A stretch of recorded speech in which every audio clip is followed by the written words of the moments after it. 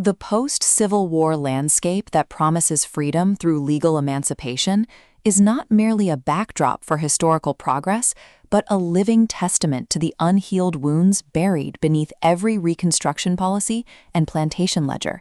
And true liberation requires not celebrating legislative victories as endpoints, but integrating the weight of ancestral resilience until destiny becomes an act of communal reclamation rather than passive inheritance.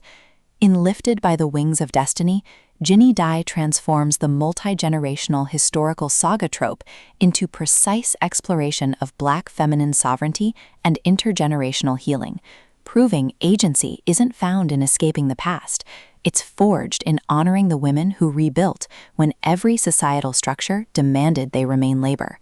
From red clay and honeysuckle narration, listeners enter worlds where memory is syntax and presence is the only unbreakable covenant, perfect for fans of emotionally intelligent historical fiction, where female complexity defies victimhood or saintliness binaries. When matriarch Alara Vance confronts land disputes threatening her family's hard-won autonomy, expecting bureaucratic resolution, she discovers the legal battles mirror the exact suppression her foremothers endured beneath decades of performative compliance. And community elder Julian Thorne's quiet refusal to treat heritage as negotiable creates space for connection defying racialized power dynamics. Navigating contested deeds and buried attractions, Alara realizes this struggle isn't about ownership, but recalibration, with Dye avoiding reducing Alara to stoic survivor or Julian to noble patriarch, instead crafting radical reciprocity within constraint, where trust is earned through honoring boundaries, even as history blurs them.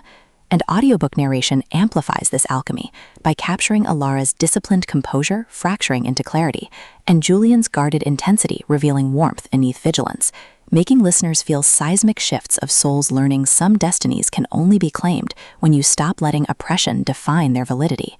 What elevates this beyond typical historical fare is portraying ancestral intimacy as somatic practice rather than sentimental nostalgia, with Alara confronting how Jim Crow culture equated worth with utility, while Julian creates sanctuary where her contradictions exist without diminishment, their relationship evolving through shared silences during porch swing reckonings bypassing performance, rhythms protecting both familial integrity and psychological safety, and mutual defense against outsiders mistaking tenderness for weakness. Supported by descendants encoding suppressed grief, elders carrying intergenerational weight, and the Virginia soil itself absorbing centuries of unspoken bargains, reinforcing that in extraction-based systems, tenderness toward lineage is technique and presence is sustainable resource, with land stewardship mirroring emotional attunement and oral histories becoming metaphors for earned trust. For audiobook listeners, this production is immersive descent into sacred continuity, with narrators embodying Alara and Julian with remarkable distinction, sound design anchoring existential stakes through distant spirituals, rain against weathered clapboard,